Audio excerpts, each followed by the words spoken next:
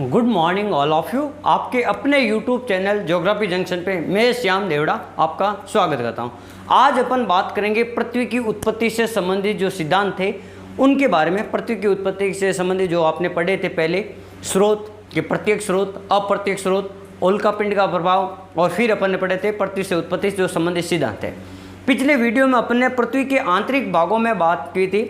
Suez के वर्गीकरण में 3 प्रकार के थे, सियाल, सीमा और निपे। और फिर अपन ने पढ़ा था होम्स का वर्गीकरण, वहाँ पे 2 प्रकार के थे, एक अधः स्थल और दूसरा था आपका कोर वाला भाग। अब अपन इससे आगे जो सर्वमान्य जो सिद्धांत है पृथ्वी के आंतरिक भागों का, तो वो वाला जो सिद्धांत अपन पढ़ रहे हैं, सर्वमान्य जो सिद्धांत है जो वर्तमान में लागू है और वर्तमान की बुकों में दिया हुआ है।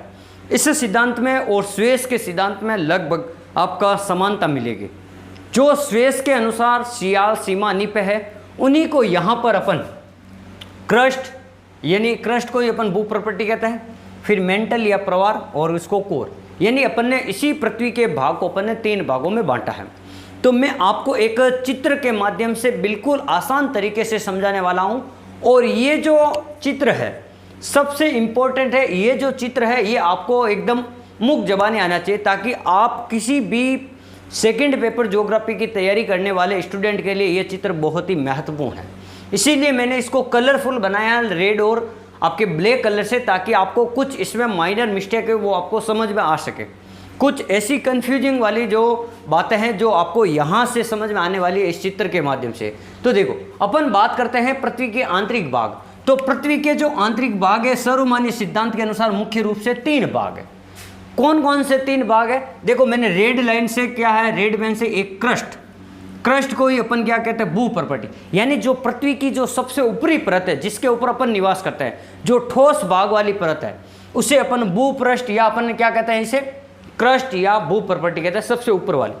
फिर दूसरा है मेंटल या प्रवार, यानी जो द्वितीय परत, ऊपर से दूसरी परत, यानी मध्य वाली परत। क्यों 3 परतें हैं तो बीच वाली परत, इसको मेंटल या प्रवार कहते हैं। फिर अपन तीसरी बात करते हैं, तीसरी परत है कोर, जो सबसे आंतरिक परत। आपको सीधा पूछा जा सकता है पृथ्वी की मध्य परत का क्या नाम है, मेंटल, तो आपको ध्यान रखना। और पृथ्वी की सबसे ऊपरी परत तो भू प्रॉपर्टी या क्रस्ट। ऐसे पूछ दिया जाए पृथ्वी की सबसे आंतरिक परत तो आपको ध्यान रखना कोर। ऐसा भी पूछ सकते हैं पृथ्वी की सबसे आंतरिक परत का घनत्व कितना, 11 से लेकर 13 ग्राम प्रति घन सेमी। आपको पूछ सकते हैं मध्यम परत मेंटल का घनत्व कितना, प्रवार का कितना। तो आपको ये अलग अलग प्रकार के प्रश्न अलग अलग प्रकार से पूछे जा सकते हैं। अब पहली बात तो आपको ये ध्यान रखना, भाग कितने हैं, 3, क्रस्ट, मेंटल और कोर। तो इन्हीं 3 भागों को अपन ने क्या कर दिया, जैसे देखो ये वाला एक भाग है, ये देखो पूरा ये एक भाग, देखो ब्लैक लाइन से मैंने बीच में लाइन से ये टिक किया, ये ऊपर वाला एक भाग है, ये वाला, इसको अपन कहते हैं क्रस्ट। यहाँ से लेकर ये वाला जो भाग है इसको कहते हैं देखो मेंटल, और यहाँ से यहाँ तक वाला भाग है इसको कहते हैं कोर। अब जैसे मेरे पास में ये 3 अंगुल है, ये पृथ्वी की 3 परतें, 1 2 3। तो देखो, जरूरी कोई थोड़ी पहली परत और द्वितीय परत एकदम यहाँ से बिल्कुल अलग प्रकार की चट्टानें होगी कि भाई यहाँ पे ये 3 मान लो खेत हैं, इसमें आम के ही पेड़ होंगे, इसमें सेब के पेड़ होंगे, इसमें चीकू के पेड़ होंगे। जरूरी कोई थोड़ी, कुछ तो क्षेत्र बीच में ऐसा होगा, संक्रमण पेटी होगी। जैसे अपन बात करते हैं, जैसे राजस्थान का बॉर्डर और पंजाब वाला बॉर्डर है, तो कुछ ऐसे उस बॉर्डर के आसपास वाले गांव, चाहे राजस्थान में हो चाहे पंजाब में हो, कुछ राजस्थान वाले लोगों को भी पंजाबी आती है, क्योंकि वहाँ से उनका मिलन रहता है, यानी वहाँ के लोगों के साथ उठना बैठना रहता है, तो वहाँ पे संक्रमण क्षेत्र में रहते हैं वो, तो उनको पंजाबी आती है। और कुछ पंजाब वाले लोग हैं जो राजस्थान की सीमा पे सटे हुए हैं, तो उनको भी राजस्थानी भी आती है। ऐसे तो नहीं कि एकदम होते ही उनको कोई राजस्थानी नहीं आएगी, कोई पंजाबी नहीं आएगी। तो जो संक्रमण क्षेत्र है वहाँ पे दोनों प्रकार की विशेषताएं पाई जाती है। तो देखो, ये जो 3 परतें हैं, ऊपर वाली आप मान लो इसको भू प्रॉपर्टी, ये मेंटल और क्रस्ट। तो भू प्रॉपर्टी और मेंटल वाला जो बीच वाला जो संक्रमण क्षेत्र होता है उसे अपन क्या कहते हैं, मोह असमानता कहते हैं। क्या कहते हैं, देखो ये वाला क्षेत्र और ये वाले पहली और दूसरी परत के बीच में जो संक्रमण क्षेत्र है, जिसको अपन क्या कहते हैं, मोह असमानता क्षेत्र कहते हैं, संक्रमण क्षेत्र को। फिर देखो दूसरी परत ये मेंटल और तीसरी ये कोर, इन दोनों के मध्य पाई जाती है देखो गुटेनबर्ग असमानता क्षेत्र। विचर्ड या गुटेनबर्ग असमानता क्षेत्र, क्योंकि दूसरी और तीसरे के मध्य भी तो संक्रमण क्षेत्र है। पहली बात तो ये ध्यान रखनी है कि दोनों के मध्य दो संक्रमण क्षेत्र है। आपको सीधा पूछ सकते हैं क्रस्ट और मेंटल के मध्य जो परत पाई जाती है उसे क्या कहते हैं, यानी पहली और दूसरी परत के मध्य जो पाई जाती है उसे मोह असमानता कहते हैं। फिर पूछ सकते हैं मेंटल और कोर के मध्य कौन सा संक्रमण क्षेत्र पाया जाता है, तो वहां आपको ध्यान रखना है गुटेनबर्ग संक्रमण क्षेत्र या विचार्ड गुटेनबर्ग संक्रमण क्षेत्र। तो ये संक्रमण क्षेत्र है 3 परतों के बीच में। अब अगली बात आपको ध्यान रखना, पहली परत का जो घनत्व है इस वाली का, क्रस्ट का हो चाहे भूप परपटी के हो, इसका घनत्व 2.9 से लेकर 3.3 ग्राम प्रति घन सेंटीमीटर। घनत्व को अपन घन में मापते हैं यानी क्यूब। तो ये 2.2 से लेकर 3.3, क्योंकि सभी जगह से तो पृथ्वी की परत जो समान रूप से समान प्रकार की संगठन नहीं है, संरचना नहीं है, अलग अलग है, तो इनके घनत्व में थोड़ी भिन्नता आएगी। फिर अपन बात करते हैं ये आपका मेंटल भाग है, बीच वाली दूसरी परत, इसका जो घनत्व है वो लगभग 5.5 से लेकर 10 ग्राम प्रति घन सेंटीमीटर के मध्य होता है, घन सेमी क्यूब। तो वहाँ पर लगभग 5.5 से लेकर 10 तक ये इनका घनत्व होता है आपको सीधा। तीसरी आपकी परत दी है बाह्य कोर या कोर भाग, जिसका जो घनत्व है 11 से लेकर 13.6, यानी 11 से लेकर 13 तक यहाँ बढ़ सकता है। और इसका सबसे ज़्यादा घनत्व क्यों है, क्योंकि यहाँ पर भारी तत्व पाए जाते हैं, लोहे वाले तत्व, इसीलिए यहाँ पर इसका घनत्व सबसे ज़्यादा है। तो ये वाली चीज़ आपको ध्यान है। और तीसरी बात, इसके ऊपर दबाव इतना ज़्यादा है कि ये परत पिघल जानी चाहिए, तरल हो जानी चाहिए, फिर भी ठोस है। तो आपको पूछ सकते हैं ठोस क्यों है, क्योंकि यहाँ पर जो अधिक कठोर धातु है लोहा और निकिल, वो इस तीसरी परत में पाई जाती है। इतनी ज़्यादा कठोर है कि दबाव के कारण भी इसका जो गलनांक बिंदु गल नहीं पाता है, वो गलनांक बिंदु जो पॉइंट गलने के वाला जो पॉइंट है वो मिल नहीं पाता, इसीलिए ये ज़्यादा कठोर है। इसीलिए यहाँ पे दबाव होते हुए भी फिर भी ये तरल अवस्था में नहीं है। ये वाली बात आपको ध्यान रखनी है। फिर देखो अब अपन बात करते हैं, ये देखो ये एक परत है ऊपर वाली आपकी भूपर्पटी, इसी को अपन ने 2 भागों में बांट दिया, ऊपरी भूपर्पटी और निचली भूपर्पटी। यानी जो ऊपर वाली परत थी उसको ही अपन ने ऊपरी और निचली भूपर्पटी या ऊपरी क्रस्ट या निचली क्रस्ट के रूप में बांट दिया। अब ये जो परत है ये भी तो लगभग अपन मान सकते हैं औसत रूप से 33 किलोमीटर फैली हुई है, 33 किलोमीटर। तो 33 किलोमीटर में लगभग एक जैसी तो चट्टानें नहीं होगी, इनमें भी जो संगठन में यहाँ पर भी भिन्नता होगी। तो यहाँ पर भी एक संक्रमण क्षेत्र पाया जाता है। देखो मैंने लाल रंग से जो संक्रमण क्षेत्र लिखा ना, वो एक ही परत के मध्य है, ऊपरी और निचली परत के मध्य संक्रमण क्षेत्र है, उसको मैंने यहाँ पे लिखा देखो कोनार्ड असमानता क्षेत्र, यानी कोनार्ड असमानता क्षेत्र, ये वाली बात। फिर देखो अब अपन बात करते हैं, ये वाला है इससे नीचे वाला, ये बीच वाली परत देखो, इससे नीचे वाली ऊपरी मेंटल और निचली मेंटल, ऊपरी मेंटल और निचली मेंटल। मेंटल को भी फिर मैंने 2 भागों में बांट दिया, ऊपरी मेंटल और निचली मेंटल। यहाँ पर भी संक्रमण क्षेत्र है, उस संक्रमण क्षेत्र को अपन कहते हैं रेपेटी असमानता या रेपेटी संक्रमण क्षेत्र या रेपेटी असमानता क्षेत्र। तो ये वाला ये कहाँ पर है, मेंटल में। मेंटल को 2 भागों में बांटेंगे तो रेपेटी आएगा। फिर अपन बात करते हैं, ये देखो नीचे वाला कोर वाला, बाह्य कोर आंतरिक कोर। बाह्य कोर आंतरिक कोर के मध्य वाला जो संक्रमण क्षेत्र है उसे कहते हैं लेहमान असमानता क्षेत्र। क्या कहते हैं, लेहमान असमानता क्षेत्र। और ये हो गया आपका मुख्य रूप से मोटे रूप से। अब देखो यहाँ पे तो 2 ही थे, 3 के बीच में 2, मोह असमानता क्षेत्र और विचर्ड गुटेनबर्ग असमानता क्षेत्र। अब इसको याद करने का देखो तरीका, ये शुरू होता है देखो यहाँ पर के से, या मैं लिख देता हूँ कोनार्ड को के से, यहाँ देखो आर, यहाँ मैं लिख देता हूँ रेपेटी को आर से, यहाँ देखो एल लेहमान, तो यहाँ मैं लिख देता हूँ एल। तो आप इसको याद कर सकते हो KRL। आपको कोई नाम याद आ जाए KRL अपने परिवार में, फैमिली में, हमेशा शॉर्ट ट्रिक ऐसी बनाओ तो अपने फैमिली या अपने दोस्तों से संबंधित हो। तो मेरे वहाँ पे एक दोस्त का नाम है कालूराम लाम रोड। देखो के से कालूराम, कालू राम लाम रोड, देखो ये समझ में आ गई। देखो के से कालू, आर से राम और एल से लाम रोड। तो आपको भी ये जो तीनों ये है क्रम से, फिर भी आप कभी कभार भूल जाते हो कि भाई मेरे को नाम से नहीं याद होती, तो सर एक और तरीका, थोड़ा सा वहाँ हेर फेर मिलेगा लेकिन बिल्कुल अच्छा तरीका। एक आपने नाम सुना होगा भारत के राज्य का नाम केरल, केरल, केरल। तो इस केरल को केरले क्यों नहीं पढ़ लेते हो आप? केरले, देखो के से, रे से और ले से, को से, रे से और ले से, केरल। देखो क वाला तो सबसे पहले आएगा, फिर र आएगा, फिर ल आएगा, केरल या केरले। तो आप इसको केरल राज्य के नाम से भी याद कर सकते हो, केरल। दूसरी बात हो गई केरल। अब आपको इसमें तीसरी और एक छोटी ट्रिक बता देता हूं, कभी आप भूल जाओ। जब आपने देखा होगा य र ल व, तो आपने ये देखा होगा अंग्रेजी के जो आपके हिंदी के जो 12 कड़ी के जो शब्द है, तो उसमें देखो क्रम से है। ये जो अल्फाबेटिक जो क्रम है हिंदी वाला, जो आपके 12 खड़ी वाला क्रम है, क के बाद में र आता, र के बाद में ल आता, तो ये तीनों का क्रम है। आप केरल से याद कर सकते हो, आप 12 कड़ी के क्रम से याद कर सकते हो, आप KRL कालूराम लाम रोड के नाम से आप इसको सर्च कर सकते हो, इसको आप याद कर सकते हो। तो मैंने 3 तरीके आपको बता दिए। देखो 3 परतें हैं, तीनों का मैंने घनत्व आपको बता दिया। अब देखो पहली परत मैंने आपको क्रस्ट या भू प्रॉपर्टी बताई 33 किलोमीटर तक, ये ठोस भाग है।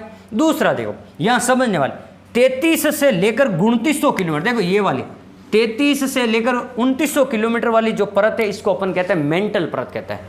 इसको जब अपन ने 700 किलोमीटर से अपन ने 2 भागों में बांटा था, ये ऊपरी मेंटल, निचला मेंटल। फिर देखो यहाँ पे मैंने एक निशान किया था 100 से लेकर 200 के मध्य, 100 से लेकर 200 के मध्य, 100 से लेकर 200 के मध्य ये जो परत है ये आपकी तरल हो जाती है। ये क्या हो जाती है? यहाँ पे तरल है, यहाँ पे मैं इस प्रकार से करता हूँ। 100 से लेकर 200 के मध्य जो आपकी मेंटल परत है ये आपकी तरल अवस्था में है, और इसी तरल अवस्था को ही अपन दुर्बलता मंडल कहते हैं। क्या है? यहाँ पे जो पृथ्वी के अंदर जो पाए जाने वाला जो मेग्मा है, वो उसका संबंध यहीं से है। ज्वालामुखी से जो लावा निकलता है पृथ्वी के ऊपर, उसका संबंध भी आपकी मेंटल वाली परत से है। तो आप यहाँ से समझते हो दुर्बलता मंडल तरल अवस्था में, तरल अवस्था में इसमें इसी को अपन विषम मंडल भी कहते हैं। इसको क्या कहते हैं? विषम मंडल। इसी को अपन प्लास्टिक मंडल भी कहते हैं, यानी जो लावा ना गाढ़ा ऐसे प्लास्टिक की तरह है, गाढ़ा लावा है, उसको प्लास्टिक मंडल भी कहते हैं। और इसे न्यून मंडल भी कहते हैं। अब इसका न्यून मंडल क्यों कहते हैं 100 से लेकर 200 किलोमीटर वाले को? क्योंकि जो भूकंपीय तरंगे हैं तरल पदार्थ में आने पर उनकी गति में परिवर्तन आ जाता है, तो धीरे धीरे इनकी गति तरल पदार्थ में या तरल वाले क्षेत्र में कम हो जाती है। इसलिए इनकी गति न्यून होने के कारण इस मंडल को अपन न्यून मंडल कहते हैं, क्योंकि ये वाला भाग क्या है आपका तरल अवस्था में। यहाँ पर P और S तरंगे, P तरंगे की गति कम हो जाएगी और S तरंगे बिल्कुल तरल भाग में लुप्त हो जाती है, उनका प्रभाव बिल्कुल खत्म हो जाता है। तो इस कारण इसको न्यून मंडल भी कहते हैं, और ये अर्ध तरल अवस्था में है। इस देखो दुर्बलता मंडल की 3-4 विशेषता, एक फर्स्ट ग्रेड में सवाल भी आया कि दुर्बलता मंडल के बारे में 100 से लेकर 200 किलोमीटर के मध्य फैला हुआ है, ये अर्ध तरल अवस्था में है, गाढ़े लावे के रूप में है। इसे प्लास्टिक मंडल, दुर्बलता मंडल, न्यून मंडल भी कहा जाता है, विषम मंडल भी कहा जाता है। तो ये 4 चीज़ें आपको ध्यान रखना है। जब लाइन वाले प्रश्न आ जाएंगे दुर्बलता मंडल के बारे में, सत्य कथन और सत्य कथन, तो वहाँ पे ये बहुत ही हेल्पफुल लाइनें होगी आपके लिए। तो ये हो गया आपको दुर्बलता मंडल के बारे में, यहाँ पर परतों के बारे में यहाँ पर मैंने आपको बता दिया।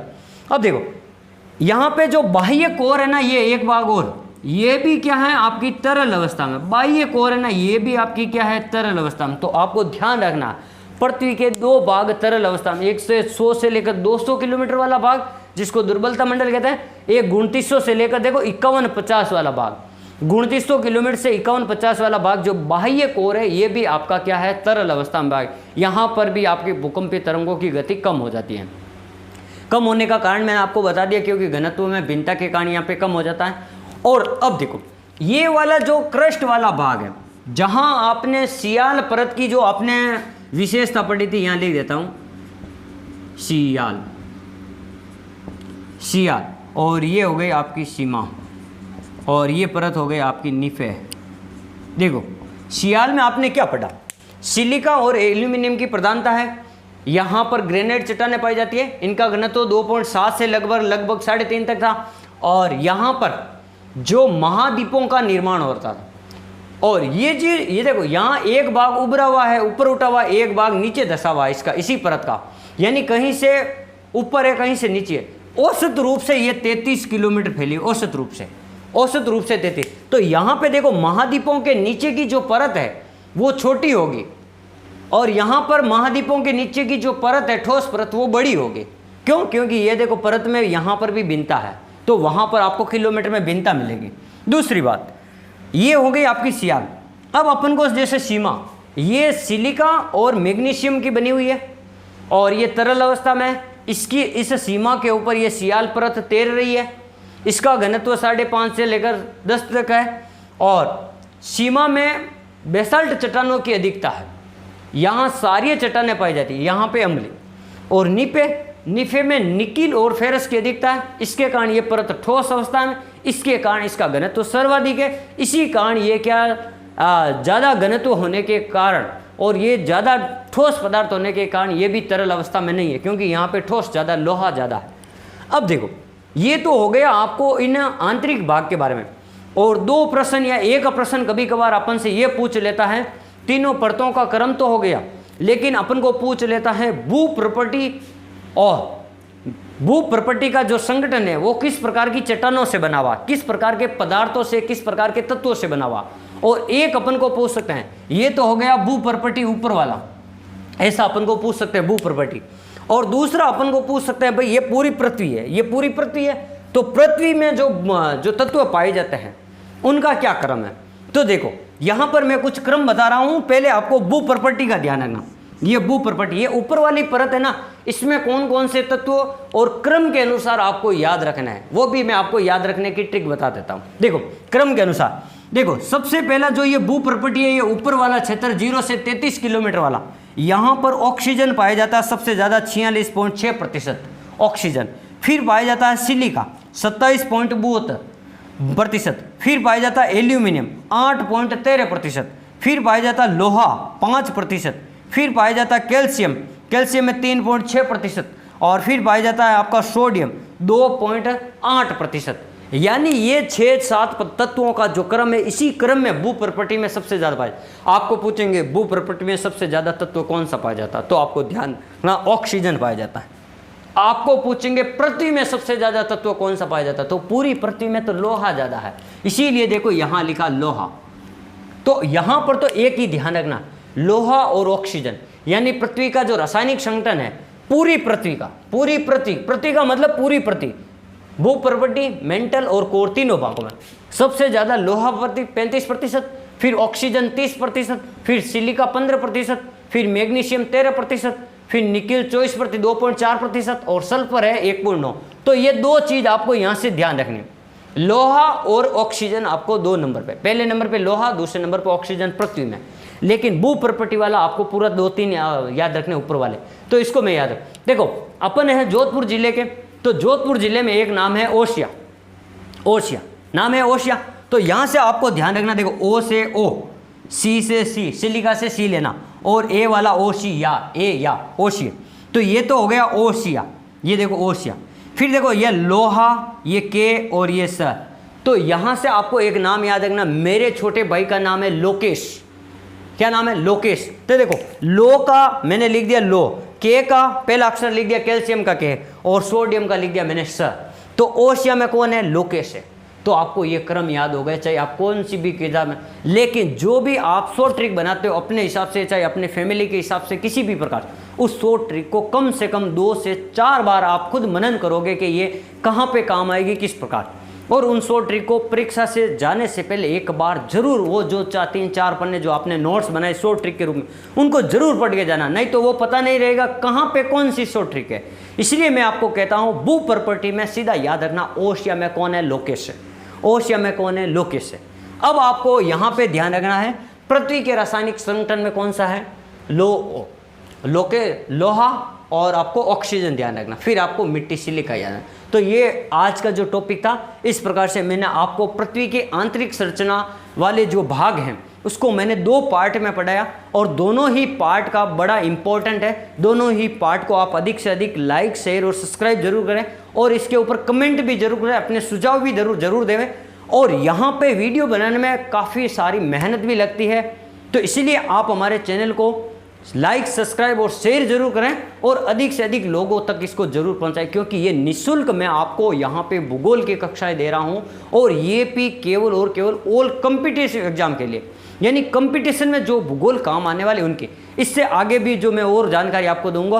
और हमारे जो चैनल है ज्योग्राफी जंक्शन, वहाँ पे ऑल कंपटीशन एग्जाम के नाम से भी एक प्लेलिस्ट बनी हुई है वहाँ पे, और एक शॉर्ट वीडियो के नाम से, शॉर्ट वीडियो ज्योग्राफी के नाम से एक प्लेलिस्ट बनी है। वहाँ पे आपके भूगोल विषय से संबंधित कई सारे जो वीडियो बने हुए हैं, उन वीडियो को आप जरूर नेट का, सेट का, पीजीटी का, केवीएस का, फर्स्ट ग्रेड ज्योग्राफी का पेपर होने से पहले, यहाँ अभी लगातार तो पढ़ते ही जाओ, लेकिन जब पेपर हो जाएगा कि जैसे सितंबर रहा, उस समय एक बार सारे वीडियो को प्लेलिस्ट से आप एक दिन में लाइब्रेरी में बैठ के स्पीड करके, ज़्यादा 1.5 या 2 की स्पीड करके आप इन वीडियो को जरूर देखें, ताकि आपको कई सारा जो फायदा होने वाला, कई सारे जो कन्फ्यूज है वो दूर होने वाला है। तो आज हमने इस प्रकार से पृथ्वी की आंतरिक संरचना के बारे में दूसरे पार्ट 2 में अपने पढ़ लिया, जो अभिनव सर्वमान्य सिद्धांत है। आप हमारे चैनल को लाइक, शेयर, सब्सक्राइब जरूर करें और अपनी पढ़ाई को निरंतर जारी रखें। आप ऐसे ही हंसते रहें, मुस्कुराते रहें और अपनी पढ़ाई को निरंतर जारी रखें। धन्यवाद।